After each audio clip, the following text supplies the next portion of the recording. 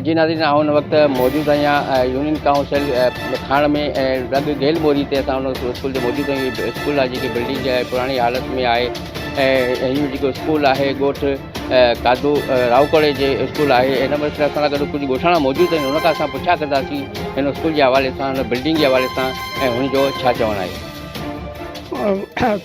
असीं अर्ज़ु करियूं था त असांजी बिल्डिंग जंहिंमें 80 ॿार पढ़ंदड़ आहिनि, जंहिंमें जी 15-20 ॿार उहे ज़ख़्मी बि थी विया आहिनि।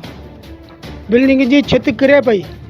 असीं अर्ज़ु करियूं था त महिरबानी करे असांखे इहो स्कूल बना ॾेई वञो, नई बिल्डिंग बना ॾेई वञो।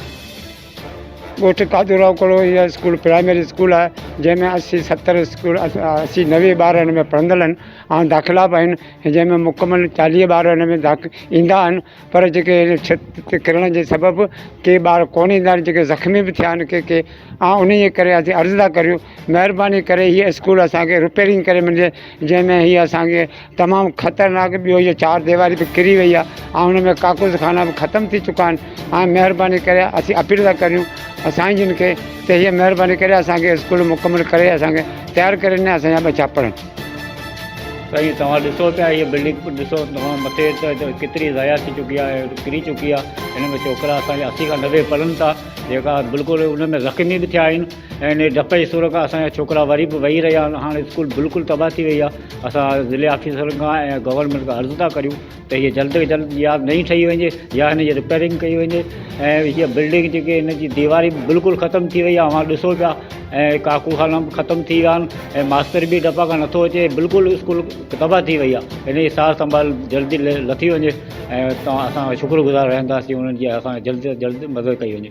जी नाज़रीन, जीअं त असांजी ॻाल्हि ॻोठाण सां थी, ॻोठाण जो चवणु आहे त जेकी असांजी बिल्डिंग आहे तक़रीबन 25 खां 30 साल पुराणी बिल्डिंग आहे। कुझु ॿार असांजे हिन में पढ़िया हुआ ऐं हिन वक़्तु जेको हिन बिल्डिंग जी हालत मुकमल ज़बून आहे ऐं काफ़ी दफ़ा हिन स्कूल में जेको सो मथां खां चापोड़ा बि किरिया आहिनि। हीअ मुकमल स्कूल जी पाड़ूं जेको हेठां खां पिलर जेके आहिनि उहे बि मुकमल तबाह थी विया आहिनि ऐं असांजा ॿारनि खे तक़रीबन काफ़ी दफ़ा चापोड़ा करण सवा ॿार जेके असांजा ज़ख़्मी बि थिया हुआ। उन जे बावजूदि हाणे जेको असांजे ॿार जेको सो स्कूल ते घटि अचनि था त ख़ुदा न करे जे अगरि इहो स्कूल जी वरी जे किरिया चापोड़ा असांजा ॿार हिन में ज़ख़्मी थी सघनि था, उनजे करे हुते ॿार बि थोरो हाणे घटि अचनि था। हुन ॻोठाण जो इहो मुतालबो आहे त जेके असांजा इहे मासूम गुलनि जहिड़ा ॿार जेके आहिनि तइलीम खां महरूम आहिनि, हिन जे हवाले सां जेकी असांजी स्कूल जी बिल्डिंग जेकी आहे सो ज़बूनी हाल जो शिकार आहे। असां सिंध गवर्नमेंट खे अपील कंदासीं त ख़ुदा असांजी हिन स्कूल जी जेकी बिल्डिंग आहे सो नई ॾिनी वञे ताकी असांजा गुलनि जहिड़ा ॿार मासूम ॿार जेको सो तइलीम हासिल करे सघनि। कैमरा टीम सां गॾु मलक मंज़ूर, सोच टीवी, ठटो। सब्सक्राइब कयो हमारे पैनल चैनल सोच टीवी के बेल आइकन के दबाएं कदें भी न विसारिंदा।